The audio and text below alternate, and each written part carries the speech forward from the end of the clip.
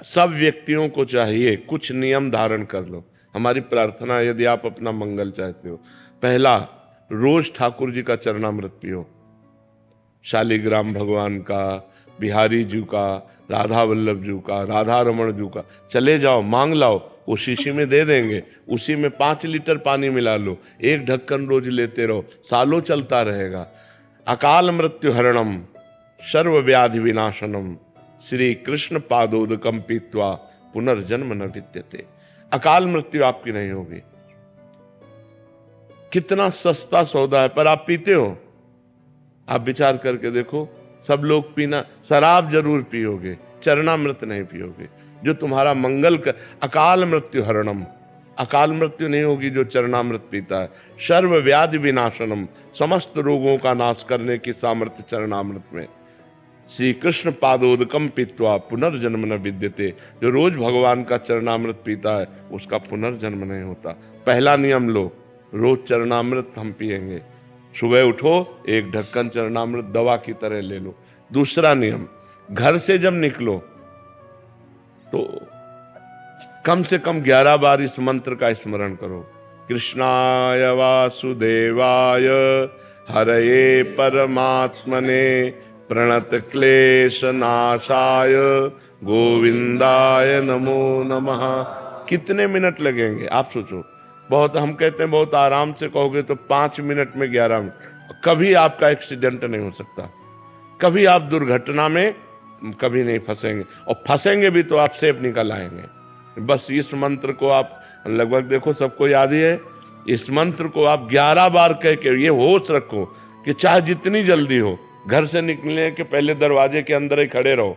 11 बार अंगुली से गिनना, 11 बार। कृष्णाय वासुदेवाय हरये परमात्मने प्रणत क्लेश नाशाय गोविंदाय नमो नमः। कृष्णाय वासुदेवाय, ऐसे 11 बार नाम जप करो।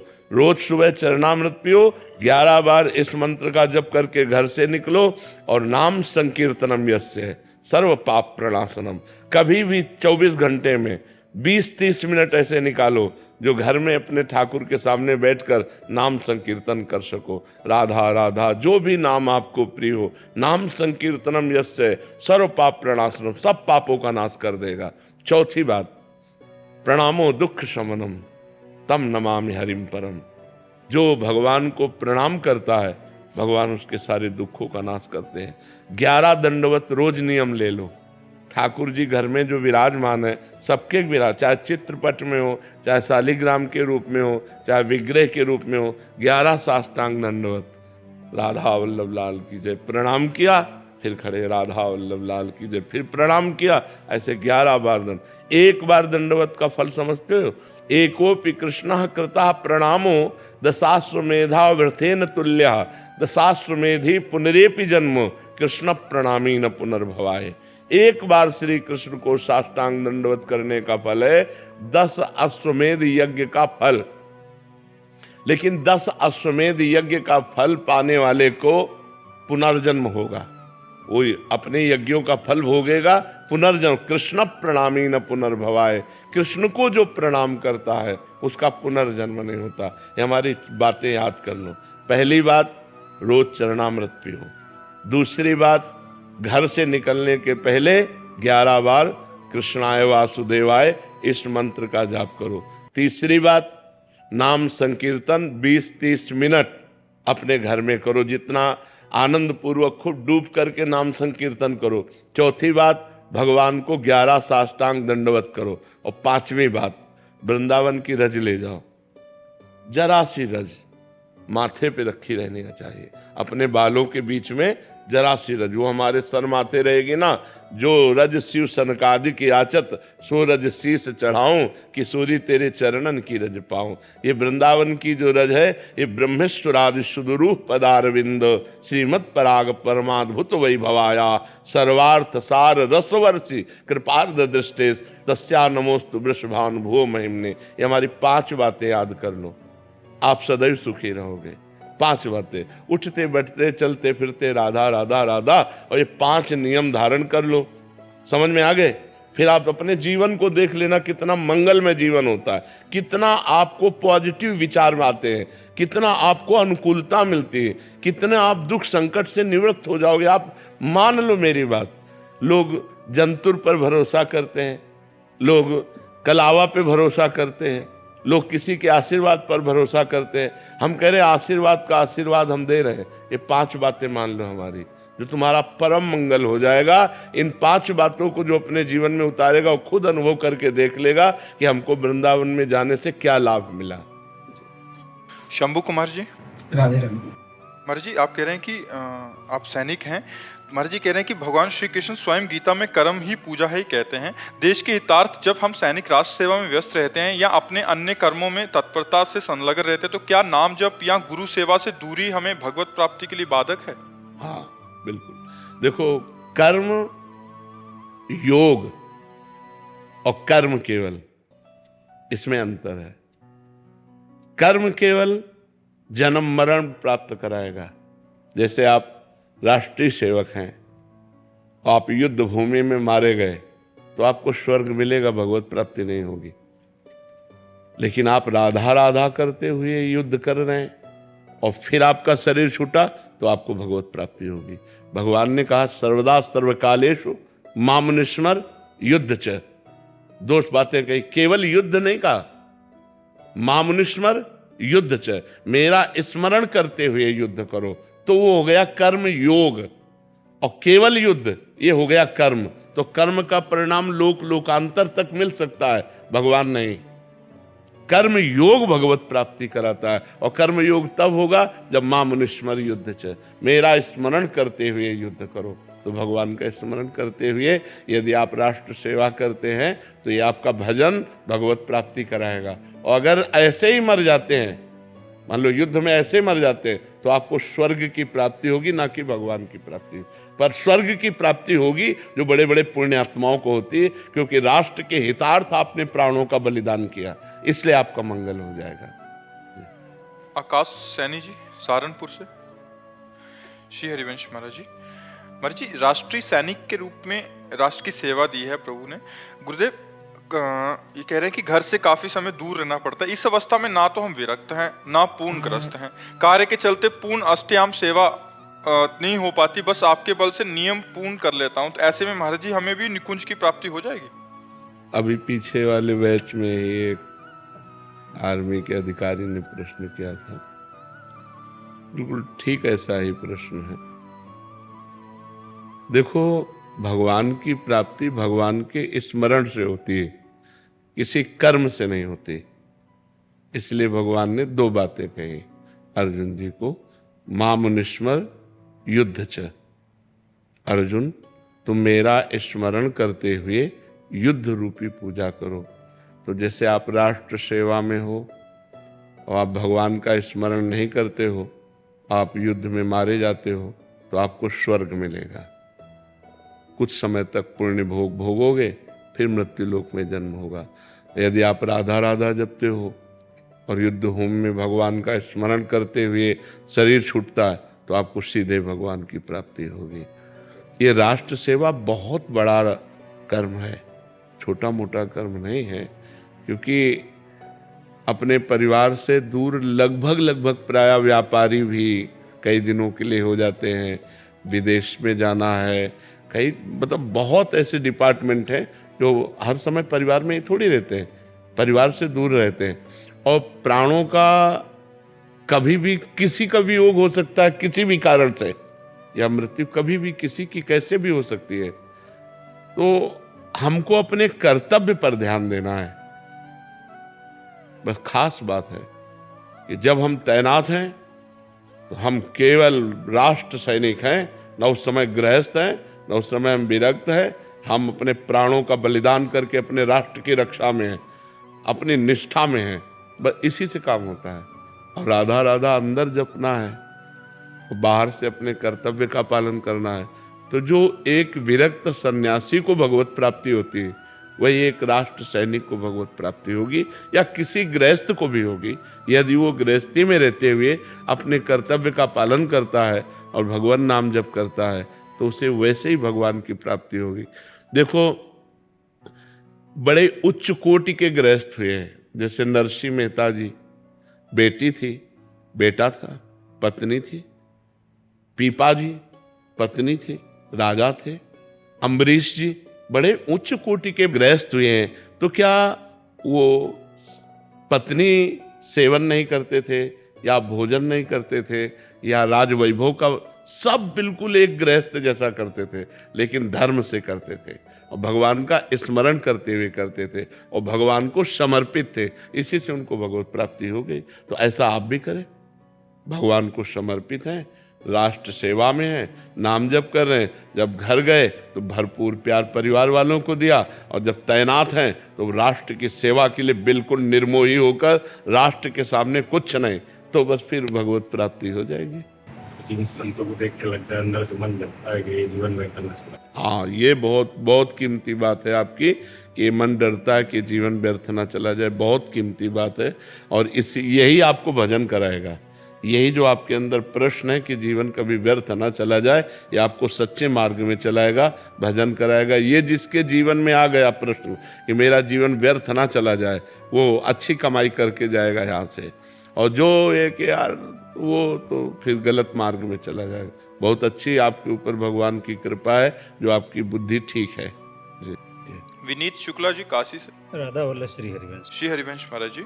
महाराज जी, निरंतर सत्संग सुनने से नाम की महिमा का पता चला और निरंतर नाम जप का अभ्यास प्रारंभ कर दिया। महाराज जी, नाम का निरंतर अभ्यास करने के उपरांत जब भी कुछ समय का भी नाम छूटता है तो भारी अपराध का बोध होता है, मन अत्यंत व्याकुल होता है, और कि संसार ऐसा कौन सा कार्य है जिसके कारण नाम में अंतराय आया, क्योंकि संसार में सब कुछ नाशवान है, जैसे कि सत्संग से पता चला। महाराज जी, ऐसा और कैसे पुष्ट करूं कि ये भी जो नाम बस यही विचार पुष्ट कर देंगे। ये जो विचार है कि कौन सा ऐसा लाभ है जो नाम से बढ़कर है, कौन सा ऐसा कार्य है जो नाम से बढ़कर। आखिरकार मरने पर सब कुछ यहीं छूट जाएगा। सत्य वस्तु तो नाम है। जब नाम में महत्व बुद्धि आ जाएगी, जैसे हमें भोजन में महत्व बुद्धि हुई, तो जहाँ अच्छा भोजन आया वह नाम छूट जाएगा। हमें जिस भोग में महत्व बुद्धि हुई, जब वो भोग का संयोग आएगा तो नाम छूट जाएगा। हमें रुपये में महत्व बुद्धि हुई, तो रुपये का संयोग जब आएगा तो नाम छूट जाएगा। जब हमारे विचार में नाम से बढ़कर कोई वस्तु ना रह जाए, तो फिर नाम नहीं छूटेगा।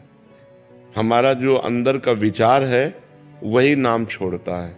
विचार में जाए अच्छा भोजन हम पाने में लगे तो नाम छूट गया, हम जिस भोग को भोगने में लगे नाम छूट गया। तो जब हमारे अंदर ये महत्व बुद्धि आ जाए, भागवत में लिखा हुआ है 11 स्कंद में कि त्रिभुवन की राज्य लक्ष्मी देने पर भी एक पल के लिए भगवान का नाम न छोड़े, वो महाभागवत है। त्रिभुवन की राज्य लक्ष्मी दे छोड़ने, अगर हमें राज्य लक्ष्मी मिलती है तो मरने के बाद वो छूट ही तो जाएगी, तो उसका महत्व क्या रहा। मालूम कह रहे 100 अरब रुपया तुम्हारे नाम जपा, लेकिन 1 रुपया भी तो नहीं ले जा सकते। जब मरोगे तो 1 रुपया भी नहीं ले जाओगे। और आपने 10,000 नाम जप किए तो उसमें एक भी कम नहीं होगा। 10,000 के 10,000, चाहे जिस जन्म में आप जहाँ योनि में जाओगे, वो आपका उत्थान करेंगे, वो आपका मंगल करेंगे। मान लो हमारे किसी कर्म से, पूर्व के कर्म से हमें अन्य योनि में जाना पड़े, तो ऐसी सुंदर व्यवस्था रहेगी, ऐसी भागवतिक व्यवस्था रहेगी कि उसका जीवन मंगलमय हो जाएगा। नाम आपका परिणाम सुधारता है। जितना नाम जप करोगे उतना परिणाम आपका मंगलमय रहेगा। बाबा, प्रारंभिक में अंतराल आता था तो इतनी बेचैनी नहीं होती जितना जैसे जैसे समय बीत रहा है। अंतःकरण पवित्र होता ना। देखो अभी तो आप रोते नहीं हो, रोना आने लगेगा। मतलब ऐसा लगेगा क्या करूं, ऐसा क्यों हो गया। तद विस्मरणेन परम व्याकुलते थे। भगवान का विस्मरण होने पर परम व्याकुलता हो गई। ऐसा लगे यार सब छोड़ो, किस लिए। व्याकुल हो जाता है, रोने लगता है, छटपटाने लगता है, फिर आर्त भाव से पुकारता है, भगवान मैं तो नहीं कर सकता, बराबर प्रयास कर रहा हूँ, आप मेरे ऊपर कृपा करो, आप मुझे बल दो, आप मुझे। वो भगवान से बातें करने लगता है। बड़ा मंगलमय जीवन हो जाता है, बड़ा मंगलमय। छोड़ना नहीं, चाहे मृत्यु आ जाए पर छोड़ना नहीं। सबसे बड़ा काम यही है, सबसे बड़ा लाभ यही है। मतलब जीवन धन्य हो गया आपका, जो आपने कदम बढ़ा दिए भगवान की तरफ। नहीं, पूरा का पूरा नारकी जीवन व्यतीत हो जाता है। कुछ हाथ नहीं लगता भाई, कुछ हाथ नहीं लगता। ये तो असीम कृपा भगवान की उस व्यक्ति के ऊपर जिसके दिमाग में बात आ गया कि भगवान का नाम जपना भगवान का मार्ग चलना ये जीवन का परम लाभ है। ये वो धन्य व्यक्ति हो गया, अहो भाग्य जो भगवान की तरफ एक कदम भी कोई चलने की बात सोचे। आपके अंदर भगवान नाम के प्रति प्रीता बढ़ रही, ये भगवान की असीम कृपा है, असीम कृपा है। निधि श्रीवास्तव जी, लंदन से। राधे राधे महाराज जी। महाराज जी, जब आप प्रिया प्रीतम के पास पहुंच जाएंगे प्रकट में, तो वहां पहुंचकर भी आप हम सबको याद रखेंगे महाराज जी?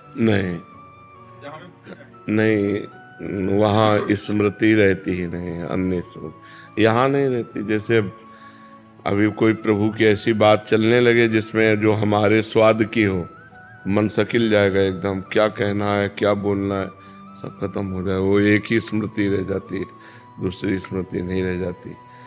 हृदय की बात बताऊं तो जैसे अब ये प्रातःकालीन बेला है, इस समय शांत बैठ करके अपने इष्ट का चिंतन करना और बातें करना बड़ा अंतर है ना।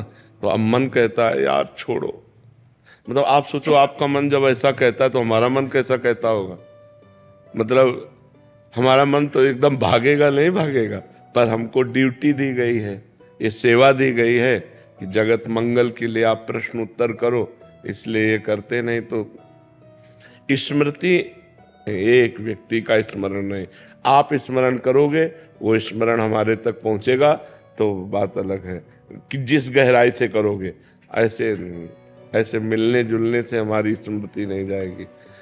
स्मृति आप गाढ़ चिंतन करोगे तब वो हमारे चिंतन में आएगा और फिर आपकी झांकी आ जाएगी कि अमुक व्यक्ति हमारा चिंतन कर रहा है। ऐसे नहीं, जब यहाँ ये हालत है तो वहाँ क्या हालत होगी। सोचो, रूप राशि प्रियाजू, रूप समुद्र लालजू, और फिर उनके सिवा और कोई स्मृति आएगी है? और कोई स्मृति नहीं। जीवन का सार यही है यार, भजन कर लो, मान लो मेरी बात, गंदे आचरण छोड़ दो, पाप आचरण छोड़ दो, सुखी हो जाओगे। नहीं तो संसार बड़ा दुखमय है। गौर दे जी, राधे राधे महाराज जी। महाराज जी, हम लोगों का परिवार में जो परंपरा गुरु है वो गुरुदेव सब कुछ खाने की अनुमति देते हैं। उनका कहना है जब तक आपका आत्मा चाहती है तब तक सब कुछ खाना चाहिए। दुर्गति भी तो होगी, आत्मा चाहती है तो दुर्गति भी तो होगी। वो अज्ञानी है, वो आत्मा में कभी चाह होती है, और चाह मिटाने के लिए हम मनुष्य जन्म प्राप्त किया कि चाह पूरी करने के लिए। नरक जाओगे, जेल जाओगे, ये कौन सा उपदेश है? तस्मात् शास्त्रम प्रमाणम ते कार्य व्यवस्थित हो, का शास्त्र के अनुसार उपदेश होना चाहिए। ऐसे पाखंड भरे उपदेश नहीं देना चाहिए। हाँ, मनमानी आचरण कैसे आप दूसरे को उपदेश कर सकते हो? दूसरे को तुम्हारा जो मन चाहे सो करो। अरे मन को तो जितेंद्रीय बनना है, मनोनिग्रही बनना है। हमारा मन जो चाह रहा है उसके विभाग देखने हैं, क्या गंदा चाह रहा है कि अच्छा चाह रहा है। यदि गंदा चाह रहा है तो हमें वो नहीं खाना, हमें वो नहीं पीना, हमें वो नहीं करना। जो अच्छा चाह रहा है उसको हम सपोर्ट दे देते हैं। जो आत्मा चाहे सो करो, तो जेल भरी इसीलिए। जेल किनकी भरी? उन्हीं की भरी जो आत्मा चाहे वो करे, जेल भरी है हुई। बेमतलब का उपदेश, ये क्या उपदेश है? दूसरों को भ्रष्ट करने का उपदेश है। आत्मा तुम्हारी कभी ना कहेगी, बेमतलब का उपदेश। राधे राधे महाराज जी। महाराज जी, इस नीच को शराब, वासना, भय और नकारात्मक चिंतन ने खोखला कर दिया है महाराज जी। महाराज जी, अब मैं छोड़ना चाहता हूँ बट अभी छोड़ नहीं पा रहा महाराज जी। तो आज से छोड़ दो। आप छोड़ना चाहते तो आपको जबरदस्ती पिलाता कौन है? आप ही तो पी रहे हैं और आप ही छोड़ना चाहते हैं। तो आज हमारी बात मान लो, छोड़ दो। बोलो, मैं वृंदावन में बैठकर शपथ खाता हूँ कि आज से शराब नहीं पीऊंगा। मैं वृंदावन में रहकर शपथ खाता हूँ कि आज से शराब नहीं पीऊंगा। हाँ, बस आप इतनी बात अभी छोड़ो और नाम जप शुरू करो, राधा राधा। आपको बल मिलेगा, ठीक है? हाँ, आपको बल मिलेगा। बहुत अच्छे आदमी हो जो आप अपना जीवन सुधारना चाहते हो। नहीं, लोग तो बहते चले जाते हैं गलत मार्ग में। जो अपनी गलती को स्वीकार कर ले वो अच्छा आदमी होता है कि आज तक गलती हुई, अब लो नशानी, अब ना नशई हो। अच्छे आचरण करो, भगवान का नाम जप करो, भगवान तुम्हें बल देंगे। अच्छे मार्ग पर चलो और जीवन सुधारो। ये नारकी जीवन से उठो, ये नारकी जीवन है, ये गंदा जीवन है। अच्छे जीवन में जियो। कई बार प्रयास किया, लेकिन आपने कहा था कि रवैया की दुल्हन ने कई बार इस बाजार को लूट किया। बिल्कुल, लेकिन आज से नहीं, आज ताला लगा दिया, बाजार नहीं लूट रहेगी, ठीक है? आज वृंदावन में कसम खा लिया, अब मत पीना। नहीं पीना। हाँ बिल्कुल, वृंदावन में कसम खाया, अब मत पीना जी।